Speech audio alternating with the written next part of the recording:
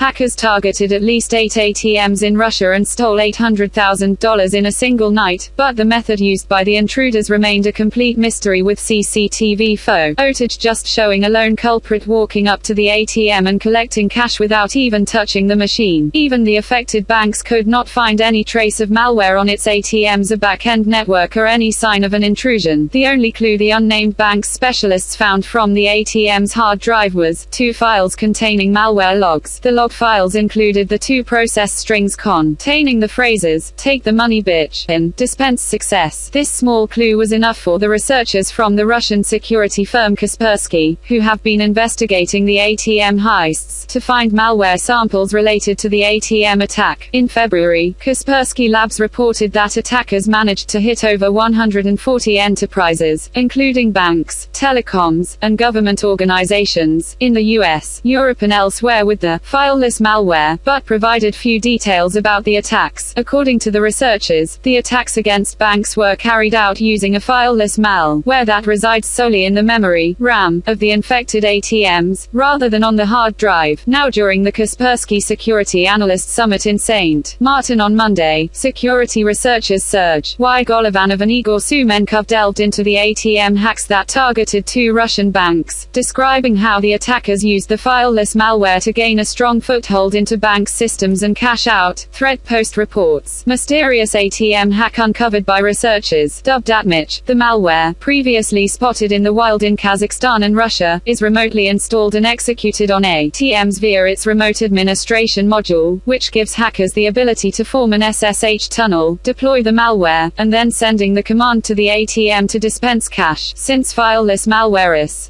the existing legitimate tools on a machine so that no malware gets installed on the system, the ATM treats the malicious code as legitimate software, allowing remote operators to send the commander to the time when their associates are present on the infected ATM to pick up the money. This ATM theft takes just a few seconds to be completed without the operator physically going near the machine. Once the ATM has been emptied, the operator signs off, leaving a very little trace, if any, of the malware. However, this remote attack is possible only if an attacker tunnels in through the bank's back-end network, a process which required far more sophisticated network intrusion skills, a very precise form of physical penetration, since opening the ATM's panel directly could also trigger an alarm. Attackers switched to a very precise form of physical penetration, drilling a golf ball-sized hole in ATM's front panel to gain direct access to the cash dispenser panel using a serial distributed control (SDCRS 485) standard wire. This method was revealed when Golovanov and Sumenkov were able to reverse engineer the ATM attack after police arrested a man dressed as a construction worker while he was drilling into an ATM to inject malicious commands in the middle of the day to trigger the machine's cash dispenser. The suspect was arrested with a laptop, cables, and a small box. Although the researchers did not name the affected ATM manufacturer or the banks, they warn that ATM burglars have already used the ATM drill attack across Russia and Europe. In fact, this technique also affects ATMs around the world, leaving them vulnerable to having their cash drawn out in a matter of minutes. Currently, the group or country behind these ATM hacks is unknown, but coding present in the attack contains references to the Russian language, and the tactics, techniques, and procedures bear a resemblance to those used by bank robbing gangs Carbonac and GCMAN. Fileless malware attacks are becoming more frequent. Just last month, researchers found a new fileless malware, dubbed DNS Messenger, that uses DNS queries to conduct malicious PowerShell commands on compromised computers, making the malware difficult to detect.